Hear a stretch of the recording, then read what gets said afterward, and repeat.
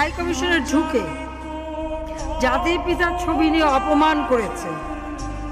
এত সাহস কোথা থেকে পায় আমি জিজ্ঞাসা করি।